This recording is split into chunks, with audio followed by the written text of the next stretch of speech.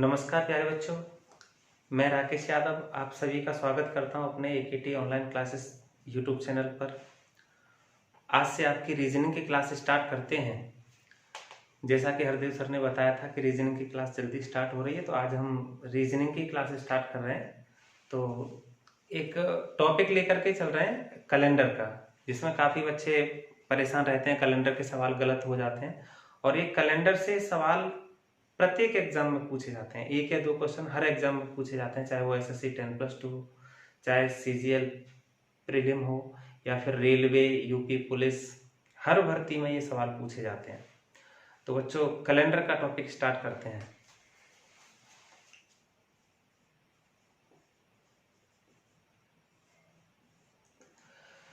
Calendar में आपको सबसे पहले दो तीन चीजें आपको पता होनी चाहिए कि कैलेंडर में दिन होते हैं, मंथ होते हैं और ईयर होते हैं। तो जो ईयर होती हैं,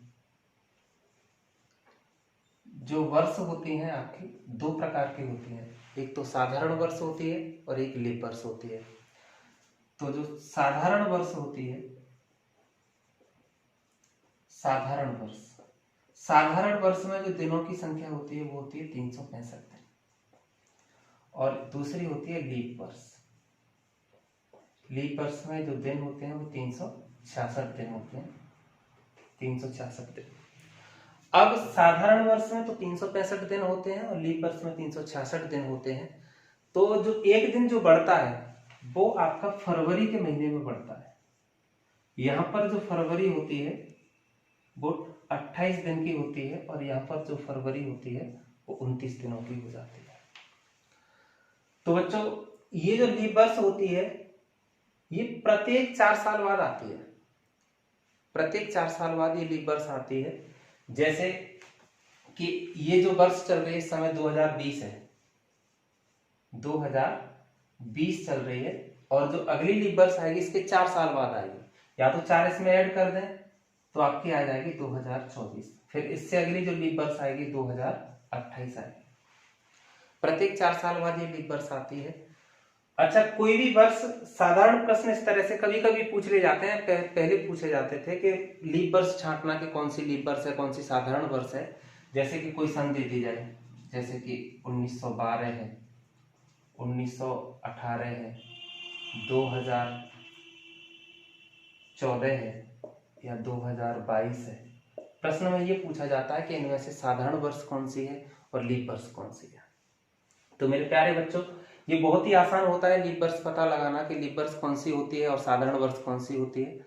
हमें जिस सन के बारे में पता करना है कि ये लीप वर्ष है या साधारण वर्ष है, तो उसी के लास्ट वाले 2 अंकों में, लास्ट के 2 अंकों में 4 से भाग लगा करके चेक करते हैं। अगर भाग चला जाए तो लीप वर्ष है, या फरवरी 29 दिन की होगी उसमें। भाग चला जाए तो लीप वर्ष, अगर भाग नहीं जाए तो वही साधारण वर्ष होती है। जैसे कि ये 1912 है, 12 में 4 का भाग चला जाएगा तो ये आपकी लीप वर्ष होगी। अब जैसे 1918 है, 18 में आपका 4 का भाग नहीं जाएगा तो ये वर्ष जो होगी वो साधारण वर्ष होगी। इसी प्रकार से ये 2014 है, इसमें भी 4 से भाग नहीं जाएगा तो ये कौन सी वर्ष होगी, साधारण वर्ष होगी। और ऐसे ही 2022 में भी 4 से भाग नहीं जाएगा तो ये भी आपकी साधारण वर्ष होगी। क्लियर बच्चों? तो जो वर्ष होती है उन्हें हम चेक कर सकते हैं 4 से भाग लगा करके। 4 से भाग जाएगा तो लीप वर्ष होगी, अगर नहीं जाएगा तो वो साधारण वर्ष होगी। दूसरी आती है आपकी शताब्दी वर्ष। शताब्दी वर्ष जैसे सन 1900 है, सन 1800 है, सन 1700 है, सन 2000 है, सन 2100 या सन 2200। तो बच्चों, जो शताब्दी वर्ष होती है उसमें हम चेक करते हैं कि कौन सी शताब्दी वर्ष लीप वर्ष है या कौन सी शताब्दी वर्ष लीप वर्ष नहीं है। तो बच्चों, शताब्दी वर्ष में भाग लगाने के लिए, चेक करने के लिए कि ये शताब्दी वर्ष लीप वर्ष है या नहीं है, तो इसमें हम 400 से डिवाइड करते हैं।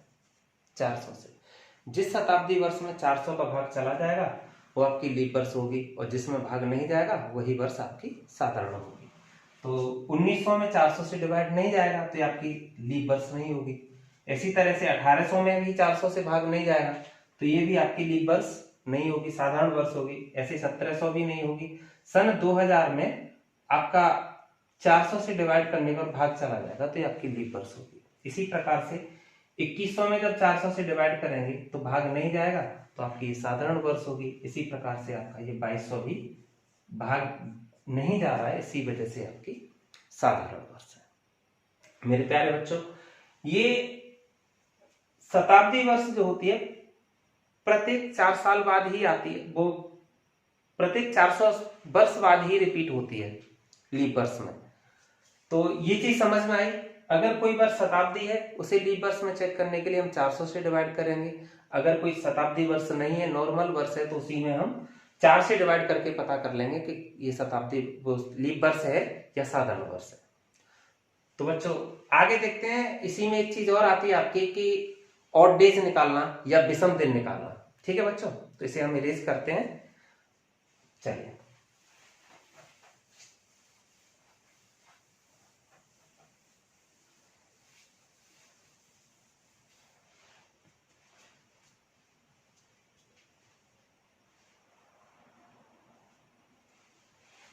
तो बच्चों आपके विषम दिन निकालना, विषम दिन या फिर इन्हें अतिरिक्त दिन कहते हैं या फिर ऑड डेज। तो बच्चों ये विषम दिन क्या होते हैं, तो सबसे पहले समझते हैं।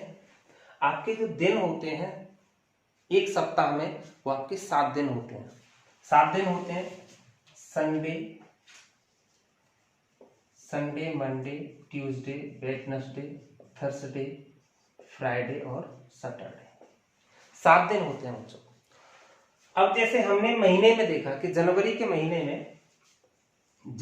महीने की बात करें तो इसमें टोटल दिन 31 होते हैं। 31 दिन होते हैं बच्चों। तो इसमें आपको पता करना है कि कितने अतिरिक्त दिन हैं। तो आप इसमें 7 से भाग लगाएंगे। 7 से भाग इसलिए लगाते हैं क्योंकि सप्ताह में हमारे 7 दिन होते हैं। जैसे हम 7 से भाग लगाएंगे तो आप देखेंगे 7 चौके 28, तो हम इसे लिख सकते हैं 4 सप्ताह और 3 दिन। 31 दिनों को हम क्या लिख सकते हैं, 4 सप्ताह और 3 दिन। जो 4 सप्ताह है ये तो पूरे सप्ताह हो गए। सप्ताह के बाद में जो दिन बच जाते हैं उन्हीं को हम बोलते हैं अतिरिक्त दिन या विषम दिन। अतिरिक्त दिन कह लें या फिर विषम दिन कह लें, एक ही बात है। तो सप्ताह के बाद में जो दिन बचेंगे उन्हें हम विषम दिन कहेंगे। जनवरी में 3 विषम दिन होते हैं। इसी प्रकार से फरवरी की बात करें तो फरवरी अगर 28 की है तो कोई भी विषम दिन नहीं होगा। अगर लीप वर्ष है तो उसमें 1 विषम दिन आ जाएगा। इसी तरह से मार्च में 31 दिन होते हैं तो उसमें भी विषम दिन 3 होंगे, और अप्रैल में 30 होते हैं तो उसमें विषम दिन 2 आ जाएंगे। तो मेरे प्यारे बच्चों, आज हम आपको इसी में छोटी छोटी बातें हैं ये आपको आनी चाहिए। देखिए, जैसे कि आपकी वर्ष की बात करें, एक साधारण वर्ष की बात करें, एक साधारण वर्ष में 365 दिन होते हैं। 365 दिन होते हैं। अगर इसकी बात करें कि इसमें कितने सप्ताह होते हैं और विषम दिन कितने होते हैं, तो इसमें 52 सप्ताह होंगे और 1 दिन अतिरिक्त होगा। 52 सप्ताह और 1 दिन। अगर लीप वर्ष की बात करें, एक लीप वर्ष में जो दिन होते हैं वो 366 दिन होते हैं। इसमें 52 सप्ताह होंगे और 2 दिन अतिरिक्त होंगे। ठीक है बच्चों, तो ये चीज आप नोट कर लीजिए। साधारण वर्ष में 365 दिन होते हैं जिसमें से 52 सप्ताह बन जाते हैं और 1 दिन शेष बच जाता है, तो इसी को हम अतिरिक्त दिन कहते हैं। और एक लीप वर्ष में 366 दिन होते हैं, 52 सप्ताह और 2 विषम दिन होते हैं। तो बच्चों इसे हम इरेज कर रहे हैं, आप जल्दी से नोट करिए।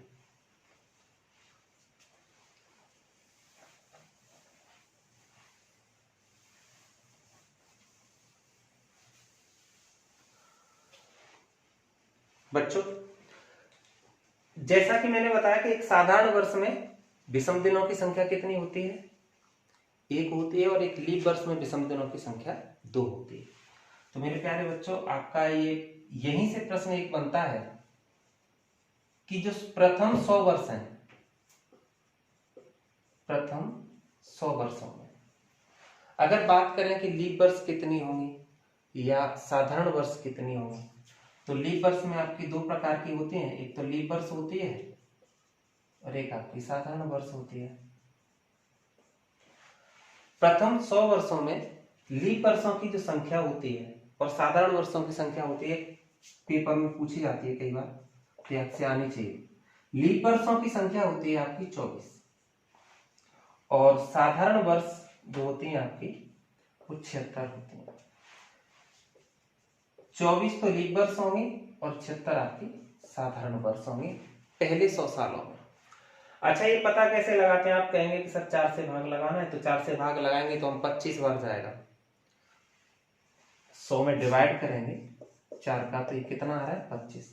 हमारे हिसाब से भाग लगाने पर 25 वर्ष होनी चाहिए, लेकिन 24 होती हैं। 24 इसलिए होते हैं क्योंकि जो 100वीं वर्ष है बच्चों वो शताब्दी वर्ष हो जाती है, और शताब्दी वर्ष में 4 से डिवाइड नहीं करते, कितने से करते हैं? 400 से। तो जो 100वीं वर्ष होगी वो 400 से डिवाइड नहीं होगी, इसीलिए वर्ष साधारण हो जाएगी और एक कम हो जाएगी। समझ में आया? तो 24 तो लीप वर्ष होती है 100 वर्षों में और साधारण वर्ष 76 होती है। अब बात करें इसी में कि इसमें विषम दिनों की संख्या कितनी होगी, तो आपको पता है कि एक लीप वर्ष में 2 विषम दिन होते हैं, तो 24 में कितने हो जाएंगे? 48।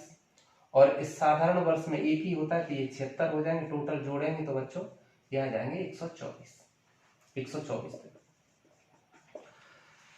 तो हम ये कह सकते हैं कि पहले 100 वर्षों में विषम दिनों की टोटल संख्या 124 है। 124 में से हम 7 से डिवाइड करके सप्ताह अलग कर लेंगे, तो सप्ताह अलग करेंगे। सप्ताह से हमें कोई मतलब नहीं होता, हमें मतलब होता है कैलेंडर में विषम दिनों से, यही इंपॉर्टेंट होता है। जैसे हम 7 से डिवाइड करेंगे, 7 एकम 7, कितना बचा? 5, 7 सत्ते 49, तो आपका ये 5 दिन अतिरिक्त आ जाएंगे,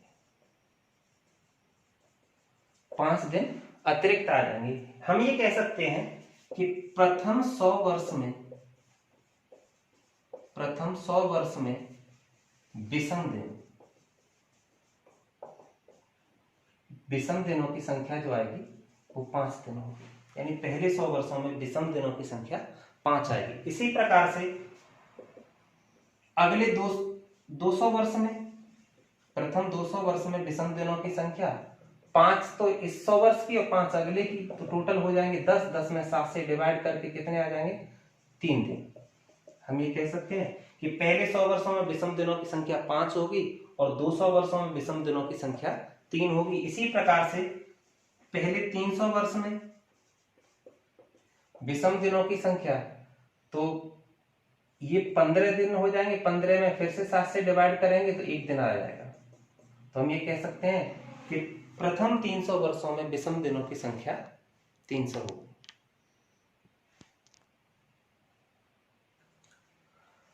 तो बच्चों आपने देखा कि 300 वर्षों में विषम दिनों की संख्या कितनी आई? 1 आ जाएगी। अब यहाँ इरेज करते हैं, से आप चाहो तो नोट कर लीजिए जल्दी से, या वीडियो को रोक करके आप देख सकते हैं दोबारा से।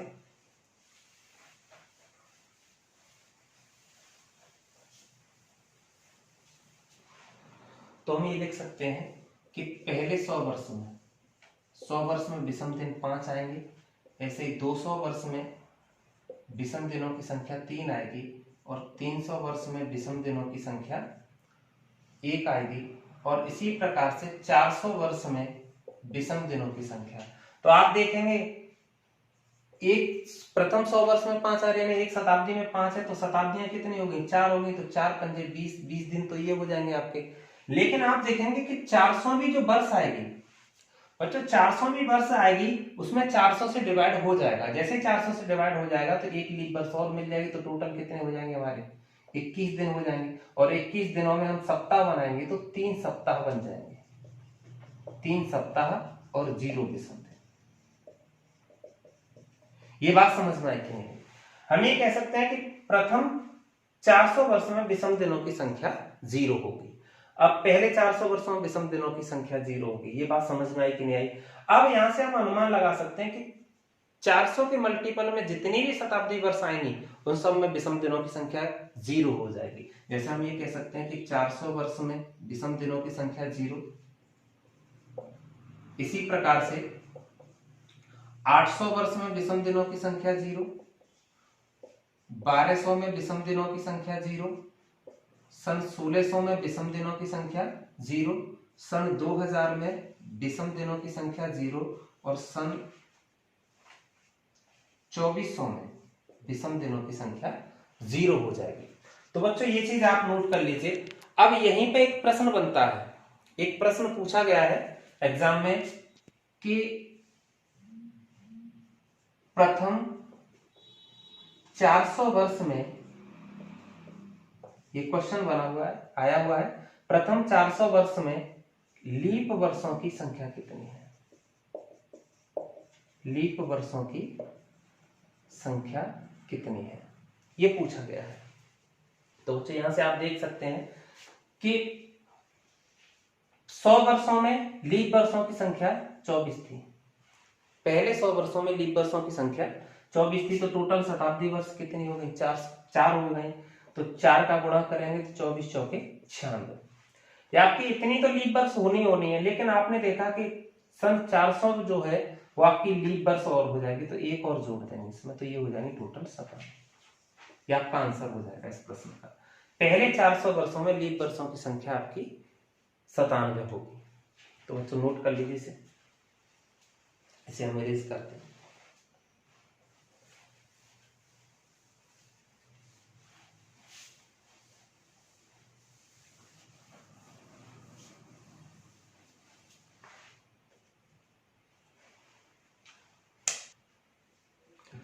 बच्चों तो आपने देखा कि 400 वर्ष में लीप वर्षों की संख्या 97 आई। इसी तरह से आगे के जो प्रश्न बनेंगे वो इस तरह से होंगे कि दिन पूछेगा कि कैलेंडर में कोई भी डेट दे देगा और उसका पूछेगा कि इस सन में इस तारीख को कौन सा दिन था। जैसा कि इस प्रश्न में दे रखा है कि 15 अगस्त 1947 को कौन सा दिन था। तो बच्चों इसके दिन निकालने के लिए 2-3 तरीके होते हैं। तो उसमें से आप जो एक तरीका होता है आपका बेसिक से निकालना, तो उसमें टाइम ज्यादा लग जाता है, और एक होता है कोड से निकालना। तो बच्चों ये आपको कोड याद करने पड़ेंगे। जैसे जनवरी का एक कोड है, फरवरी का 4 है, मार्च का 4 है, अप्रैल का 0 है। इस तरह से आप याद कर सकते हैं 144, 025, 036, 146। ये 12 कोड है, 12 महीने के कोड है, जनवरी से लेकर के दिसंबर तक के। ये जो कोड बताए गए हैं 144, 025, 036 से आपके साधारण वर्ष के कोड है, सिंपल ईयर के कोड है। और लीप वर्ष में, लीप वर्ष के लिए स्पेशल ये 2 कोड, 2 महीने के, जनवरी और फरवरी के कोड बदल जाते हैं। जनवरी का कोड 1 की जगह पे 0 हो जाता है, फरवरी का 4 की जगह पे 3 हो जाता है, बस। बाद बाकी लीप वर्ष में सभी कोड समान रहते हैं, जैसे अब है वैसे ही रहेंगे। तो बच्चों जैसा कि प्रश्न में दिया गया है, बच्चों के बहुत सारी दिक्कतें आती है कि सर कोड निकालना नहीं आता है, ये जो दिन निकालना है उसे भूल जाते हैं, किस तरह से निकलता है, कैसे निकलता है। तो आज जितने भी बच्चों से दिन निकालना नहीं आता है वो आप दिन निकालेंगे 100% सीख करके जाएंगे, आज ये पूरा वीडियो देखेंगे। तो देखो बच्चों, जैसे कि प्रश्न में दे रखा है कि 15 अगस्त 1947 को कौन सा दिन था। तो आप देख सकते हैं ज्यादा कुछ नहीं है, आपको एक चीज और रखनी है कि आपके जो दिन होते हैं वो भी आपको लिखने हैं, जैसे Sunday, Monday, Tuesday, Wednesday, Thursday, Friday और सैटरडे। जो इनके कोड है वो आपको 1 से स्टार्ट करने हैं, संडे से 1, 2, 3, 4, 5, 6, 7 या फिर 0। जो शनिवार का कोड या तो 7 होगा या फिर 0 होगा, वो किस तरह से होगा अभी हम आपको बताते हैं। देखिए 15 अगस्त 1947 को दिन पूछा है कौन सा होगा, तो आप देख सकते हैं कि 15 जो लिखा हुआ है आपको 15 का 15 लिखना है। आपको जो दिन दिया जाएगा वो सेम लिख देना है। अब आपको देखना है कि वर्ष लीप वर्ष है या साधारण वर्ष है। तो आप देख सकते हैं 47 से 4 से डिवाइड नहीं होगा, तो ये साधारण वर्ष है। और साधारण वर्ष है तो कोड आपका अगस्त का कोड जो होगा वो 3 होगा, अगस्त का कोड 3 होगा। अब 47 1947 में आपको देखना है कि इसमें से किस तरह से आपको लिखना है, यही चीज समझने के लिए। बच्चों ये जो 47 दे रखा है, 47 में एक बार हम 4 से डिवाइड करेंगे, 4 से डिवाइड करेंगे, 4 से डिवाइड करेंगे तो कितनी बार जाएगा? 11 बार। 11 चौके 44, 3 शेषफल बचेगा।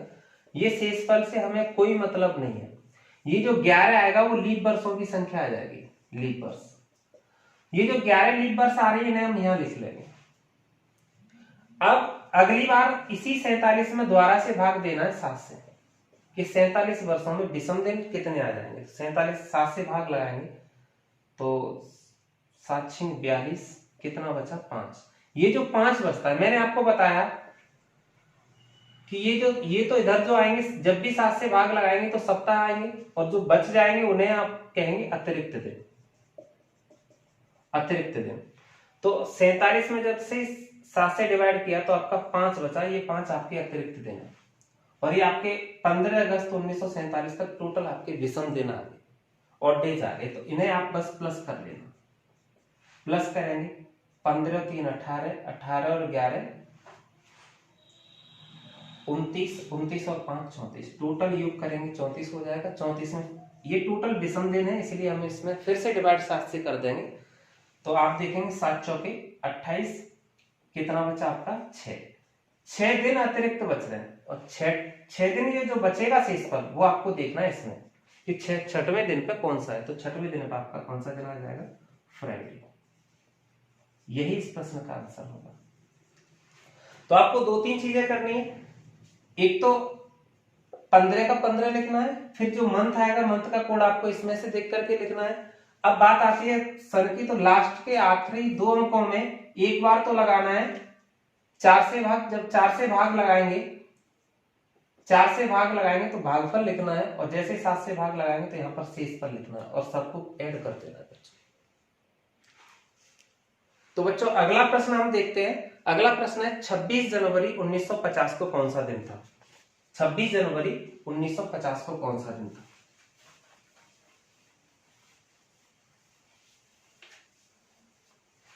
अगला जो प्रश्न है बच्चों वो आएगा 26 जनवरी 1950 को कौन सा दिन था, ये आपको निकालना है। तो बच्चों इसमें भी हमें सेम करना है। जैसे आप देखेंगे 26 का 26 लिखेंगे, जनवरी का कोड, क्योंकि ये साधारण वर्ष है इसीलिए जनवरी का कोड 1 आ जाएगा। अब 50 में एक बार तो लगाना है 4 से भाग, जैसे ही 4 से भाग लगाएंगे तो 12 बार जाएगा, और 7 से भाग लगाएंगे तो 7 7 49, एक विषम दिन बचेगा। तो सबको आप प्लस कर देना। आप देखेंगे 26 और 12 38, 38 और 2 40, टोटल योग जो होगा वो 40 हो जाएगा। अब 40 में 7 से भाग लगाएंगे तो आपका बचेगा 5, और 5वां दिन आपका कौन सा होगा सप्ताह का, गुरुवार का। ये इस प्रश्न का आंसर होगा। बच्चों इसी तरह से आप प्रत्येक प्रश्न निकाल सकते हैं। जैसे कि अगला प्रश्न मैं लिख दे रहा हूं, आप निकालना। जैसे हम कहें कि 13 अप्रैल 1919 को कौन सा दिन था।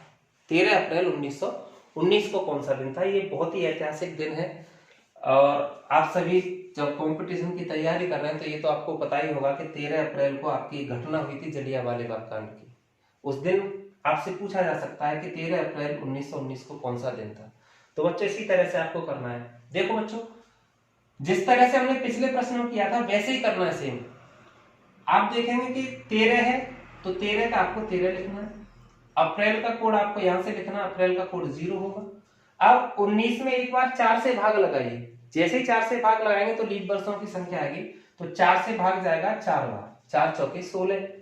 जो शेषफल बचेगा उससे हमें कोई मतलब नहीं है। शेषफल को हम देखते हैं जब 7 से डिवाइड करते हैं तब। अब जैसे 19 में 7 से डिवाइड करेंगे, 7 दूनी 14, कितना बचेगा बच्चों, 5 बचेगा। आप इसे जोड़ लीजिए, 4 और 5 9, और 9 और 13 22। आप देख सकते हैं कि टोटल जो विषम दिन है 22 है। 7 का डिवाइड करेंगे, आपका एक दिन बचेगा, और एक दिन सप्ताह का बचेगा। तो पहले दिन आपका कौन सा दिन है, रविवार। तो जब 13 अप्रैल 1919 में एक घटना घटी थी अमृतसर में जलियांवाले बाग में, तो उस दिन जो दिन था वो रविवार का दिन था बच्चों। ये बात समझ में आई कि नहीं आई। चलिए बच्चों अगले प्रश्न की तरफ बढ़ते हैं। तो बच्चों आपने देखा कि किसी भी सन का कोई भी दिन हो आप निकाल सकते हैं आराम से। जैसे आप अपने परिवार में प्रैक्टिस के लिए आप अपने परिवार के जितने भी सदस्य हैं सबकी डेट ऑफ बर्थ लिखें और निकालना स्टार्ट करें। प्रत्येक दिन आपका सही निकलेगा जो भी होगा, ठीक है। अब जहां भी दिक्कत आए आप कमेंट करके जरूर बताएं कि कहाँ समझ में नहीं आ रहा है कोई भी चीज़ है उसे, तो अगली वीडियो में हम आपको जरूर बताएंगे। तो देखो बच्चों, ये जो हमने अभी जैसे सवाल कराए थे वो सन 1900 से 1999 तक के लिए बताया था कि सन 1900 से 1999 तक जो भी दिन आएंगे, जो भी दिन पूछे जाएंगे, तो उसमें जो शेषफल बचेगा, जो रिमाइंडर बचेगा, वही आपका दिन होगा, यानी वही आंसर होगा आपका। अगर आपसे कभी भी पूछता है कि 1800 से लेकर के 1899 तक के सन के बीच में कोई भी दिन पूछता है, तो जो शेषफल बचे उसमें 2 अपनी तरफ से ऐड करने होते हैं, 2 अपनी तरफ से ऐड करेंगे तो दिन आपका सही हो जाएगा। और इसी प्रकार से सन 1700 से लेकर के 1799 तक में रिमाइंडर प्लस 4 करना है। इसी तरह से 1600 से 1699 तक में रिमाइंडर प्लस 6 करना है। अब बात आती है बच्चों के सन 2000 से 2099 के बीच में अगर कोई भी दिन पूछा जाए, तो जो शेषफल बचेगा, रिमाइंडर बचेगा, उसमें से -1 कर देना है, तो आपका दिन सही हो जाएगा।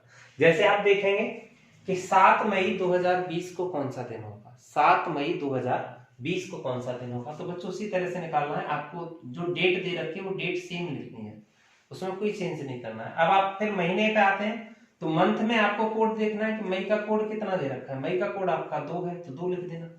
ये बात समझ में आई। अब बात करते हैं कि 2020 है, तो लास्ट के 2 अंकों में 20 में एक बार 4 से भाग लगाएंगे, 4 से भाग लगाएंगे तो कितनी बार जाएगा बच्चों, 5 बार। अब इसी 20 में एक बार फिर से भाग लगाना है 7 का, तो 7 दूनी 14, कितने बचे 6। इस तरह से आपको लिखना है और सबको ऐड कर देना है। तो मेरे प्यारे बच्चों देखोगे आप, 7 और 2 9, 9 और 5 14, 14 और 6 20, योग कितना हो जाएगा, 20 हो जाएगा। अब 20 में 7 से भाग लगाना है, तो 2 सप्ताह बन जाएंगे, 6 दिन बचेंगे। अब 6 दिन बचे, 6 दिन कौन से हैं, ये रिमाइंडर है आपका।